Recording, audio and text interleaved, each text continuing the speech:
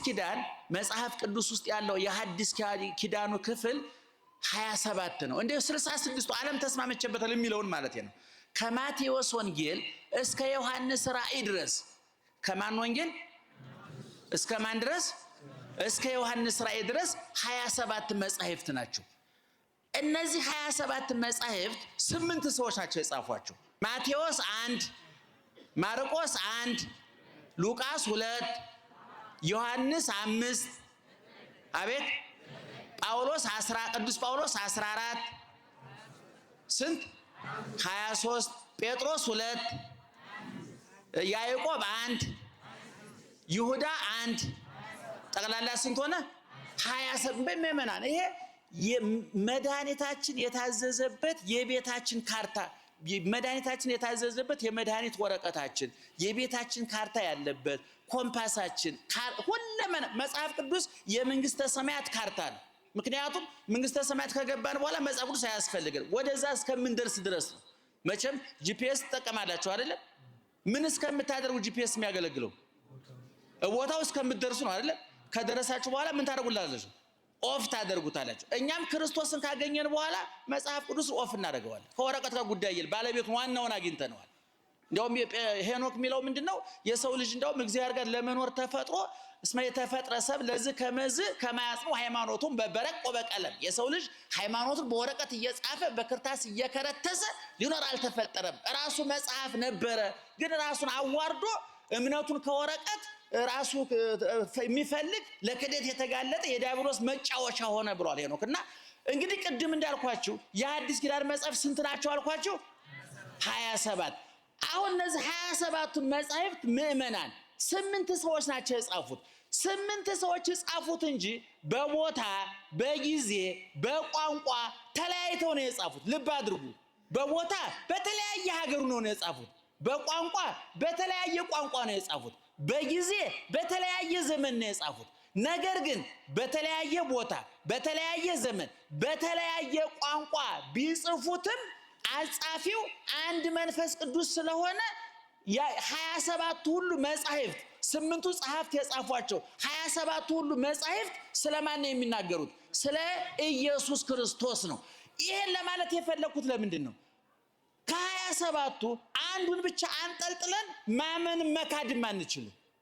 አሁን ብዙን ጊዜ የመናፍቃን ችግራቸው ምንድነው? ሮሜ 8:34ን ነጥቀው ሄዱ። ልላቸው የፈለኩት ምንድነው? አንዱ መጽሐፍ ላይ ስታገኙ ቆይ እስቲ ቅዱስ ጳውሎስ በዚህ ጉዳይ ይሄን ተናገረ እንዴ? ማቴዎስስ ምን ብሎ ይሆን? ሉቃስስ ምን ብሎ ይሆን? ማርቆስስ ምን ብሎ ይሆን? ዮሐንስ ለምሳሌ አንድ ነገር ልንገራችሁ። በማቴዎስ ወንጌል ምዕራፍ 28 ቁጥር 19 ላይ ኢየሱስ ክርስቶስ እንዲህ ብሎ ተናገረ። ወእንዘ ታጠምቅወሙ በሉ በስመ አብ ወወልድ ወመንፈስ ቅዱስ። በአብ በወልድ በመንፈስ ቅዱስ ስም እያጠመቃችሁ ደቀ መዛሙርቴ አድርጓቸው። በማን ስም አጥምቋቸው አለ? በአብ በሉ በአብ በወልድ በመንፈስ ቅዱስ ስም አጥምቋቸው። ስለዚህ ዛሬ ቤተክርስቲያን መጥቶ የ40-80 ቀን ህፃናት መጥተው ከዛም በላይ ትልልቅ ሰዎች መጥተው ሲጠመቁ ክርስትና ሲነሱ በማን ስም ነው የምናጠምቃቸው? በአብ በወልድ በመንፈስ ቅዱስ ወይ ስንጠቀልለው በስላሴ ስም ነው የምናጠምቃቸው። በአብ በወልድ በመንፈስ ቅዱስ ስም አጥምቋቸው ብሎ ያዘዘው ራሱ ኢየሱስ ክርስቶስ ነው። ምእመናን ማን ያዘዘው? ከአብ ከወልድ አብ ወልድ መንፈስ ቅዱስ ከሶስቱ አንዱ ወልድ ማለት ነው። በእኔ በአባቴና በመንፈስ ቅዱስም አጥምቁ እስከ ዓለም ፍጻሜ እኔ ከናንተ ጋር ነኝ ብሎ የዛሬ 2000 ዓመት ተናግሯል። ዛሬ መምህሬ ገብረ ማርያምና መምህሬ ወልደ ማርያምም ሲያጠምቁ የዛሬ 2000 ዓመት የነበረውን የክርስቶስን ቃል እየፈጸሙ ነው። ምክንያቱም ክርስቶስ እስከ ዓለም ፍጻሜ ከናንተ ጋር ነኝ ማለት ከጴጥሮስ ከጳውሎስ ጋር ብቻ ማለት አይደለም። ከኛም ጋራ እዚህ ያሉ ካህናት ራሳቸው የጴጥሮስ የጳውሎስ የሐዋርያት ወራሾች ስለሆኑ ማለት ነው። ስለዚህ ኢየሱስ ክርስቶስ አሁን በማን ስም አጥምቋቸው አለ? በአብ በወልድ በመንፈስ ቅዱስ አጥምቋቸው አለ። ስለዚህ በዚህ ምንባብ መሰረት ሰው መጠመቅ ያለበት በማን ስም ነው? በአብ በወልድ በመንፈስ ቅዱስ ስም ነው አይደለም? ማን ነው ያዘዘው ብያቸዋለሁ? ራሱ ኢየሱስ ክርስቶስ። የጻፈው ማን ነው? ማቴዎስ። በምዕራፍ ስንት? በምዕራፍ 28 ቁጥር 19 ላይ ይሄን ትምህርት ሲሰጥ እዛው ካጠገቡ የነበረው በጆሮው የሰማ በዓይኑ ያየ በእጁ የዳሰሰ ፊት ለፊት ተቀምጦ የሰማው በጎችን ጠብቅ፣ ግልገሎችን ጠብቅ፣ ጠቦቶችን ጠብቅ ተብሎ ሹመት የሰጠው የመንግስተ ሰማያት ቁልፍ የተሰጠው በምድር ያሰርከው በሰማይ የታሰረ ይሆናል፣ በምድር የፈታው በሰማይ የተፈታ ይሆናል ተብሎ ምስጢር የተሰጠው ሹመት ስልጣን የተሰጠው ቅዱስ ጴጥሮስ እዛው ቦታ ላይ ነበር። ማን ሲያስተምር? ክርስቶስ። ምን ብሎ ሲያስተምር? በአብ በወልድ በመንፈስ ቅዱስ ስም አጥምቋቸው ሲል እንደገና ራሱ ቅዱስ ጴጥሮስ ይሄን ትምህርት የሰማው የጌታውን ትምህርት የሰማው ቅዱስ ጴጥሮስ ኢየሱስ ክርስቶስ ሙቶ ተነስቶ ካረገ መንፈስ ቅዱስን ከላከላቸው በኋላ በመንፈስ ቅዱስ ተቃኝተው ተለውጠው ተቀይረው ቋንቋ ተገልጦላቸው ምስጢር ተገልጦላቸው ያረጀ አይምሯቸው ታድሶ ፈሪ ልቦናቸው ጀግኖ ተቀይረው ተለውጠው ሲያስተምሩ በኢየሱስ ንስሐ እየገባችሁ በኢየሱስ ክርስቶስም ተጠመቋል። ደህና ዋላችሁ። በማን ስም ተጠመቁ አለ? ማን ያለው? ማን ያለው? ጴጥሮስ። ቅድም ግን የተባለ ክርስቶስ ያስተማረ ምን ብሎ ነው? በማን ስም አጥምቋቸው አለ? ስለዚህ በማን ስም እንደ ክርስቶስ ትምህርት በማን ስም መጠመቅ አለብን? በአብ በወልድ በመንፈስ ቅዱስ መጠመቅ አለብን ማለት ነው። በማቴዎስ ወንጌል ላይ ከ27ቱ መጻሕፍት አንዱ የማን ወንጌል ነው? የማቴዎስ ወንጌል ነው። ልብ አድርጉ። ሌላ ቅዱስ ጴጥሮስ ደግሞ እንደገና ንስሐ እየገባችሁ በኢየሱስ ክርስቶስም ተጠመቁ አለ። ይሄ ትምህርት የተለያየ ነው አይደለም? ሐቁን ነገር ግድ የላችሁም፣ አይዟችሁ። ላብራራው ስለሆነ ነው በሉ። አልተለያየም። ልድገመው ጥያቄውን። ክርስቶስ በማን ስም አጥምቁ አለ? ቅዱስ ጴጥሮስ በማን ስም ተጠመቁ አለ? ስለዚህ የጴጥሮስ ነው የክርስቶስን ትምህርት ነው መያዝ ያለብን። አቤት። ሁለቱም የት ነው ያለው? መጽሐፍ ቅዱስ ውስጥ ሁለቱም የት ነው ያለው? ቅድም ስንት መጽሐፍ ቆጠርን? ከ27ቱ አንዱ ማቴዎስ በማን ስም አጥምቁ አለ ክርስቶስ? በአብ በወልድ በመንፈስ ቅዱስ ስም። ሌላ ሉቃስ ስንት መጽሐፍ ጽፏል ብያችኋለሁ? ሁለት ብያችሁ። አንዱ ወንጌል ነው፣ አንዱ የሐዋርያት ሥራ ነው። አሁን የጴጥሮስን የጠቀስኩላችሁ ከሐዋርያት ሥራ ምዕራፍ 2 ቁጥር 37 ላይ ነው። አሁን ይሄ እርቅ የሚባል አለ። ምእመናን ሰው ሲጣላ የሚያስታርቅ ሰው አለ አይደል? ዛሬ እንኳን የሚያስታርቅ የለም፣ ታውቁታላችሁ። ላስታርቅ ሄዶ ሰውየው እንኳን መጥፎ ነው፣ ግን አብራችሁ ብትኖር እኮ ጥሩ ነው አላሉ ሽማግሌው። ከሰውየው ቂም አለው አሉ። ባልና ሚስት ሊያስታርቅ ሄዶ እኮ ነው። ሰውየው አውሬ ነው፣ እንዴት እሱ ጋር እንደኖር ሻላቅም፣ ግን እስቲ አብራችሁ ኑሩ። አሁን የሰውየ ሰዓት ለኩሶ አንድ ዶ ነው የመጣው። የዛሬ ሽማግሌ አስታርቅ ብል ነገር አጣሞ ይመጣል ይላሉ አባቶቻችን። መጻሕፍትም እንደ ሰው ይጣላሉ እያልኳቸው ነው እኔ። ልክ አበበና ከበደ ተጣልተው በቦክስ ጥርስ እንደሚራገፉት ሁሉ መጻሕፍት ደግሞ እርስ በርሳቸው ይደባደባሉ። አስታራቂያቸው ማን ነው ሲባል ሊቃውንት ናቸው፣ መምህራን ናቸው። እየሰማችሁ ነው? መምህራን ናቸው። መጻሕፍት አስታራቂ ሽማግሌዎቻቸው ሊቃውንት ናቸው። በቤተ ክርስቲያናችን እንደው አሁን እዚህ ላይ እንደው የኛን ክፍል የምንማረውን የምናስተምረው አምጥተን ብንደፋባችሁ እንደው አጨብጫቢ ሆናችሁ እንጂ አዋቂ ሆናችሁ ስለማትሄዱ ነው እንጂ ብዙ ጉድ ነበር ብዙ ምስጢር ነበር። ባጭሩ ግን መጻሕፍት አሁን የቅድሙ የሁለቱ ቃላት ተጣልተዋል አልተጣሉም? ሰምታችሁኛል? ተጣልተዋል አልተጣሉም? አንደኛው ምን አለ? ባለቤቱ ምን አለ? እሺ ጴጥሮስ ምን አለ? ስለዚህ አሁን ሁለቱም ውሸት ነው እንዳንል ሁለቱም የት ነው ያለው?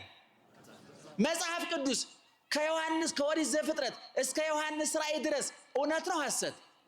ልክ ነው አይደለም? የማን ቃል ነው? የእግዚአብሔር ቃል። ስህተት አለበት? ውሸት አለበት? አንዱን ጥለን አንዱን አንጠልጥለን አንዱን ሰርዘን አንዱን ደልዘን መሄድ እንችላለን? አንችልም። ስለዚህ ያለው አማራጭ ምንድነው? ሁለቱን የተጣሉ የሚመስሉ ቃላት ምን ማድረግ ነው? ማስታረቅ ነው። ክርስቶስ ለሐዋርያት ሲያስተምር የሞትኩኝ የተሰቀልኩኝ እኔ ነኝ፣ በእኔ ብቻ ስም አጥምቁ አላለም። አባቴ ያለ የባህሪ አባቴ፣ እኔ ያለው መንፈስ ቅዱስ አለ። ስለዚህ ማንም ሰው መንግስተ ሰማያት የሚገባው ልጅነት የሚያገኘው በማን ስም ሲጠመቅ ነው? በአብ በወልድ በመንፈስ ቅዱስም ሲጠመቅ። ታዲያ ደቀ መዝሙሩ፣ ባሪያው፣ ታዛዡ፣ ተላላኪው ቅዱስ ጴጥሮስ እዛው ቁጭ ብሎ ሰምቶ ተምሮ ትምህርቱን ማፍረሱ ነው ወይ ቢባል አይደለም። ልብ አድርጉ። አሁን ካብ ከወልድ ከመንፈስ ቅዱስ ሰው የሆነው ማን ነው? ሰው የሆነው ማን ነው? ስጋዬን የበላ ደሜን የጠጣ የዘላለም ሕይወት አለው ያለን አብ ነው መንፈስ ቅዱስ? ንገሩኝ። አብ ነው ወልድ? በዮርዳኖስ የተጠመቀው እጅጉን የተቸነከረው ምራቅ የተተፋበት ሙቶ የተነሳው ያረገው ዛሬ በአብ ቀኝ ያለው በኋላ ለፍርድ የሚመጣው ወልድ ይመጣል። አሁን እነዚህ ቅዱስ ጴጥሮስ እያስተማራቸው ያሉ ሰዎች እግዚአብሔር መኖሩን የሚያውቁ ናቸው። እግዚአብሔር ዓለምን ፈጠረ፣ እግዚአብሔር ሰማይና ምድርን ፈጠረ ብለው የሚያምኑ ሰዎች ናቸው። አሁን ለእነዚህ ሰዎች አዲሱ ትምህርት ምንድን ነው? ኢየሱስ ክርስቶስ ሰው ሆኗል፣ ስጋ ለብሷል፣ ቃል ስጋ ሆኗል። በመጀመሪያ ቃል ነበረ፣ ቃል በእግዚአብሔር ዘንድ ነበረ፣ ቃልም እግዚአብሔር ነበረ፣ ሁሉ በሱ ሆነ፣ ያለሱ የሆነ ምንም የለም ተብሎ የተነገረለት ሰማያዊ ቀዳማዊ አልፋና ኦሜጋ ርዕስ ወማይለቅ ፊተኛና ኋለኛው ሰማይ ዙፋኑ ምድር የእግሩ መረገጫ የሆነችለት እግዚአብሔር ወልድ አሁን ሰው ሆኖ ስጋ ለብሶ ሙቶ ተሰቅሎ አድኗቸዋል። ስለዚህ በኢየሱስ ክርስቶስም ተጠመቁ ማለት ምንድነው? ስሙ ሕይወት መድኃኒት እንደሆነ አውቃችሁ ማለት ነው። ደህና ዋላችሁ? እየሰማችሁ ነው? አሁን ቅዱስ ጴጥሮስ በማን ስም ተጠመቁ አለ? ኢየሱስ ክርስቶስ ስሙ ምንድነው ብያችኋለሁ? ሕይወት ነው። ከስሙ ወጸገወ ስመ ዘይአቢ እማስማቲሆሙ ከስሞች ሁሉ የበለጠ ምን ሰጠው ይላል? ስም ሰጠው ይላል። የገብርኤል ስም፣ የሚካኤል ስም፣ የድንግል ማርያም ስም፣ የጊዮርጊስ ስም አንድ ላይ ቢጨፈለቅ ይህን ስም አይተካም። ይሄ ስም ዘላለማዊ ስም ነው። ይሄ ስም ፈዋይ ስም ነው። ይሄ ስም የኛ ስም ታውቁታላችሁ። ከጊዜ ብዛት እየከሸፈ የሆነ ጊዜ ሀብታሙ የተባለ ሰውዬ እኮ የኔ ቢጤ ሊሆን ይችላል። መድኃኒት የተባለ ሴትዮ ለራሷ በበሽታ የምትማቀቅ ልትሆን ትችላለች። ወይዘሮ ፀሐይ ተብለው ሴትዮዋ ጥቁር ሊሆኑ ይችላሉ። ብርሃኑ ተብሎ አይነ ስውር ሊቀ ብርሃናት ብለውት አንድ አይነ ስውር ነው ሰውየውና ሊቀ ብርሃናት ተብሎ የብርሃናት አለቃ ማለት እኮ ነው። ሰውየው አይነ ስውር ነው አሉ። እንዴ ኧረ እባክህ አብሮ አይደል? በጥባጩን መላከ ሰላም አሉት አሉ። ኧረ የለም መላከ ሰላም አይባልም፣ መላከ ጸብም አይባልም፣ ያጣላል። መላከ ሰላምም እና አሁን የክርስቶስ ስም ምትክ አልባ ነው። እየሰማችሁ ነው የሚመናል። ይሄ ስም ውድ ስም ነው፣ ሕያው ስም ነው። ከሰማይ በታች እንድንድንበት የተሰጠ ሌላ ስም አለ? በደንብ ንገሩኝ። አለ? የለም፣ በፍጹም የለም። ኦርቶዶክሳዊ ተዋሕዶ ቤተክርስቲያን ይሄን ስም በምንም ተክተው አታውቅም። ይሄ ስም የሐዲስ ኪዳን ስም ነው፣ የድህነት ስም ነው፣ የስጋዌ ስም ነው። መቼ የተሰጠ? ቃል ስጋ ሲሆን ከእመቤታችን ሲዋሃድ እመቤታችን እንደ ቃል ይደረግልኝ ስትል ጸነሰች ነው የምንለው አይደለም? ስትጸንስ ቃል በማን ማህፀን አደረ? በድንግል ማርያም ማህፀን አደረ። ከስጋዋ ስጋ ነሳና ተጸነሰ። መድኃኒታችን ያን ጊዜ ተጸነሰ ማለት ሲወለድ ልክ እመቤታችን ስትወልድ እናንተ ለልጆቻችሁ ስም እንደምታወጡት ምን የሚል ስም ወጣለት?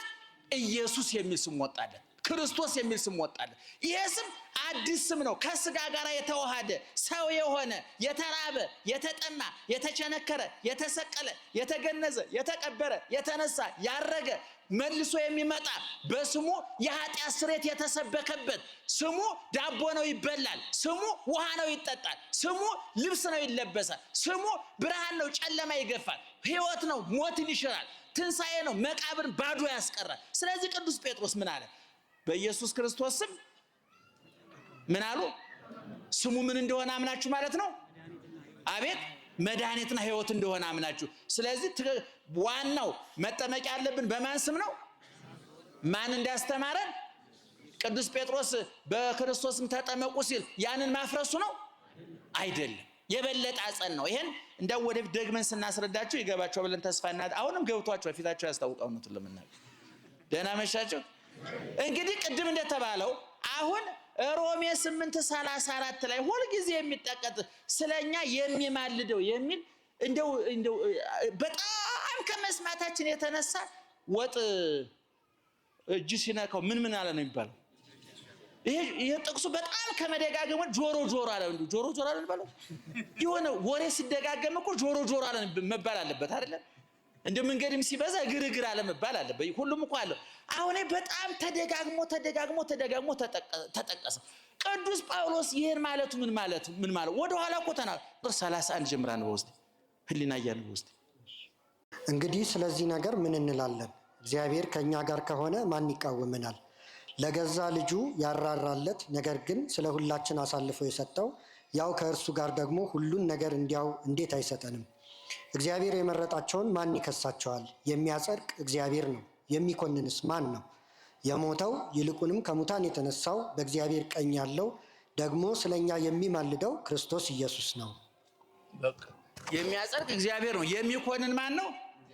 እግዚአብሔር ራሱ ኢየሱስ ክርስቶስ ነው። ስለዚህ ኢየሱስ ክርስቶስ የምንድንባቸውን ማስረጃው መንገዶች ነው። ቅድም ነግሬያቸዋለሁ። በልጁ ያመነ ስጋዬን የበላ ደሜን የጠጣ ያመነ የተጠመቀ በደቀ መዝሙር ስም ቀዝቃዛ ውሃ ያጠጣ ዋጋው በኋላ ደግሞ ራሱ ባለቤቱ ስመጣ ብሏል። እንደው በእውነቱ ሐዋርያ ያልተናገረው ነብይ መልአክ ራሱ ባለቤቱ የተናገረው ምንድነው ያለን? በኋላ ስመጣ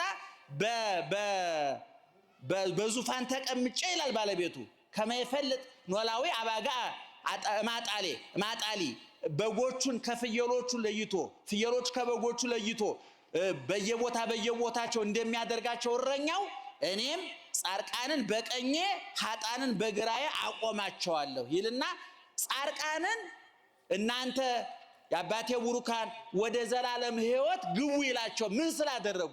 የተራበ ጮክ በሉ፣ የተራበ የተጠማ የተራቆተ እንግዳ የታሰረ የታመመ ስለጠየቁ ምን እላቸዋለሁ አለ? ወደ ዘላለም ሕይወት ግቡ እላቸዋለሁ። ይሄንን ሲያደርግ ቆይ ለአባቴ ነግሬ አስገባቸዋለሁ ብሏል? ንገሩኝ። ለአባቴ ነግሬ አስገባቸዋለሁ ብሏል? አላለም። እንደገና በሉቃስ ወንጌል ምዕራፍ 23 ቁጥር 46 አካባቢ ስታነቡ ኢየሱስ ክርስቶስ እንደዚህ ተሰቅሎ ሳለ መሃል ላይ ክርስቶስ በቀኝ አንድ ወንበዴ በግራ አንድ ወንበዴ ተሰቅለው ነበር። በግራ የተሰቀለውን ታውት ራሱን የረሳ ነው፣ እኛ ልናስታውሰው አንችልም። መከራ ያላስተማረው እንደባለገ ኑሮ እንደባለገ ሞት ራሱን ያዋረደው ምን እናርገውኛ? እግዚአብሔር ራሱን ያዋረኛል እናከብረው አንችልም። በስተቀኝ የተሰቀለው ግን ምን አለ? አየ ታምራት ይደረግ። ጠላቶቹ ይሰድቡታል፣ እሱ ግን የሚያደርጉትን አያውቁምና ይቅር በላቸው ይላል። ጠላቶቹ ይሳደባሉ፣ ይጮሃሉ፣ እጁን ይቸነክራሉ፣ እግሩን ይቸነክራሉ፣ ውር ውር ይላሉ። መዶሻውን አንጣ ሚስማሩን አንጣ እየተባሉ የመከራ ማዕት ያወርዱበታል ክርስቶስ ላይ። ክርስቶስ ግን መልሶ ምን ይላል? አባቶይ የሚያደርጉትን አያውቁምና ይቅር በላቸው። እነሱ መራራ ነገር ባፉ ይጨምራሉ፣ እሱ ደግሞ ከውስጥ ጣፋጭ ነገር አወጣ። እንደውም የግቢ ተማሪዎች ይኖራሉ ብዬ አስባለሁና አንዱ ባለቅኔ እንዲህ አለ ይወለጠ ብነ ጣዕመ ረራየከ መረራ ሐሞት ወአፍ ሐሞት ዘትበልኦ እስመ ለመሪር ሐሞት ጣዕመ ቃልከ አጥፎ አለ ባለቅኔ። የጥንት ቅኔ ነው እንግዲህ ካህናቱ ይሰሙታል። ምእመናን ለእነሱም ትንሽ ጣል እናርግላቸው ብዬ ነው። ደህና ዋላችሁ። ምን ማለት መሰል ለእናንተ ልተርጉምላችሁ። ጌታ ሆይ አለ የወለጠ ብነ ጣዕመ ረራየከ አይሁድ ያበሉ ኮምጣጤ ያጠጡ መራራ ሐሞት ያንተን ጣፋጭነት አልለወጠብንም። ምክንያቱም እነሱ ያጠጡን መራራ ሐሞት ጣፋጭ ቃልህ ሽሮታልና። ልብ አድርጉ። እነሱ ከላይ ምን እያጠጡት ነው ብያቸዋለሁ። እሱ ግን አባቶ የሚያደርጉትን አያውቁምና የቱ ይጣፍጣል? ቃሉ አይጣፍጥም? አሁን ይሄ ቃል ከመራራ ሐሞት ከጠጣፍ የወጣ ነው። እኛ ሰው ቤት ግብዣ ሄደን በልተን ጠጥተን ስንወጣ ምንድነው የምለው? አሁን እኔን ወጥ ሰራው ብላ ነው፣ አሁን እኔን እንጀራ ጋገርኩ ብላ ነው፣ አሁን እኔን ጠላ ሰርግ ሄደን በል ጥርግ አድርጎ በልቶ ሲወጣ አሁን ይሄን ሁሉ ሰው እንደው ከሚያተራምሱ ምን አለ ገንዘቡን በልቶ እኮ እየወጣ ለምን ገንዘብ ያወጣሉ?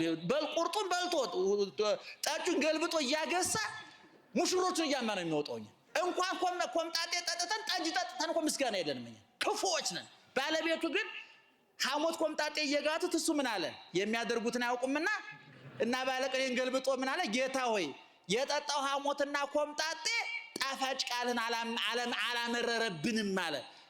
እና ቅድም እንደነገርኳችሁ እዛ ተሰቅሎ ሳለ ይሄ በስተቀኝ የተሰቀለው ወንበዴ አየ። የሚያየው ነገር የተገላቢጦሽ ነው። እነሱ ሁለቱ የተሰቀሉት አቅም አንሷቸው ነው። ማምለጥ ስላልቻሉ ነው እጅግራቸውን ተጠፍረው ህዝቡን አንገሽግሸው ክርስቶስ በ3 ዓመቱ ወደ ግብጽ ሲሰደድ እነሱ ሌቦች ነበሩ ይገርማቸዋል ከ33 ዓመት ሊሞት ሲመጣም እነሱ ሌቦች ናቸው እድሜያቸውን የጨረሱ በግፍ ነው ሴት በመድፈር ገንዘብ በመዝረፍ ሰው በመግደል ቤት በማቃጠል ህብረተሰቡን ያንገሸገሹ ሌቦች ናቸው እና ይሄ በስተቀኝ የተሰቀለው ምን አለ በጣም የሚገርም ወንበዴ ነው እውነቱን ለመናገርና እባክህ በመንግስት ስትመጣ ምን አለ ኤራቅሊስ እሱ ዝቁጭ ብሎ እውነት ጎኑ የተሰቀለውን ንጉስ የሚያሰኝ ነው ወይ ክርስቶስ ራቆቱን ተሰቅሎ እጅግሩ ተቸንክሮ ምራቅ እየተጠፋበት ሐሞት ቆምጣጤ እየጠጣ የሸዋግል ተደፍቶበት ክርስቶስ የንጉስነት ምልክት አለው የለውም አይን ሲበራ ግን እዚህ አንተ ስቁል ዲበጸ መስቀል ዋንተ ንቡር ዲበ ኪሩቤል አይኑ ጎኑ የተሰቀለውን ሳይሆን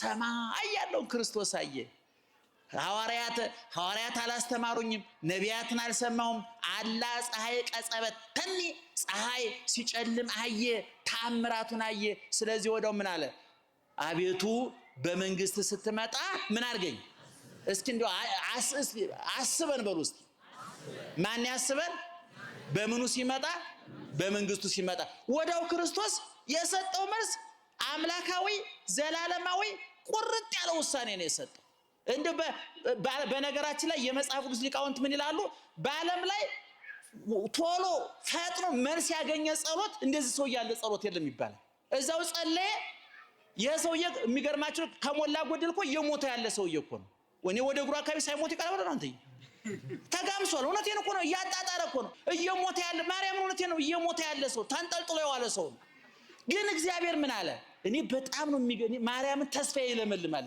ወዳው ምን አለ ዛሬ ከኔ ጋራ በገነት ትሆናለህ አንተ ተቀድሞ ወያ ለአዳም ውስተገን ከአዳም አስቀድ የት ትገባለህ አሁን ይሄ ሰውዬ በመንግስት አሰበ ሲለው ክርስቶስ እስቲ ቆይ ማመልከቻ ጥሩ ነው ጸሎቱ ጥሩ ነው ልባም ሰው ነው ለማንኛውም ላብ ልንገረውና መልሱን እነግራለሁ ብሎታል አላ ወሳኝ አምላክ ነው እግዚአብሔር ያጸደቀ እግዚአብሔር የሚኮንንስ ማን ነው የሚማልደው ማን መማለድ ማለት ለምሳሌ አንድ ምሳሌ ልስጣችሁ አሁን እናንተ ሐኪም ቤት ሄዳችሁ ዶክተሩ መድኃኒት ያዝላችኋል ደህና ዋላችሁ እርሶ ማን ነው ስሞት እርሶ ጠይሙ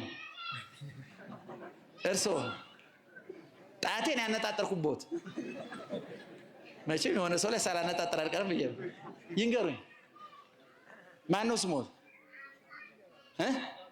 ለምሳሌ ሐኪም ቤት ሄዳችሁ ዶክተሩ ኪኒን ሰጣችሁና 7 ቀን ጧት 2 ቀን 2 ማታ 2 ዋጥ ይላችኋል አይደል ተቀበላችሁ ቤታችሁ ገባችሁ በዶክተርና በእናንተ መካከል 7 ቀን ግንኙነት አለ የለም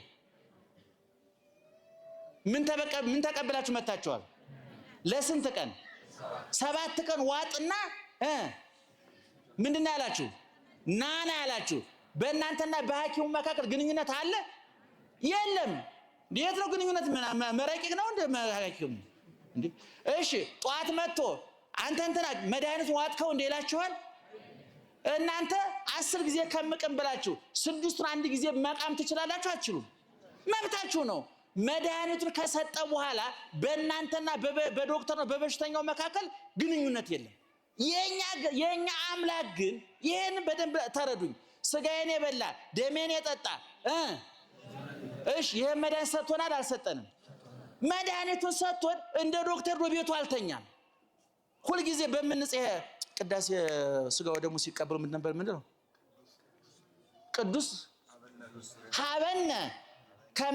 ሀበኒ ከመርሳ ዘንተ ስጋ ለሕይወት ዘንበለኩነኔ ይሄን ስጋ ያለ ፍርድ ይሄን እንደመቀበል ዘንድ መቀበሉ ስጠኝ ነው ስጋውና መቀበሉ ስጠኝ ነው መቀበሉ ነው የሚሰጥ ስጋውን ማሰጥቶናል አንዴ ደፍሬ የበላህ ዘንድ ደፍሬ የጠጣህ ዘንድ ምክንያቴን ትቼ በኃጢአት ማመካኘቴን ስትቼ ንስሐ ገብቼ ደፍሬ ስጋህን እንዲበላ ደምህን እንዲጠጣ መድኃኒቱን እንዲውጥ አርገኝ ብለን ጸልያለ ክርስቶስ ስጋውን ሰጥቶን ደሙን ሰጥቶን ያመነ የተጠመቀ ይድናል ብሎን አንድ ጊዜ አዝዣቸዋለሁ እንደ ዶክተሩ ቤቱ ሄዶ የሚተኛ አምላክ አይደለም ዛሬም በሰማይ ሆኖ ይቆጣጠረና ከኛ ጋር ነው ሁልጊዜ ዘወትር ከኛ ይማልዳል ማለት ዘወትር ከእናንተ ጋር ነው ማለት እየሰማችሁ ነው።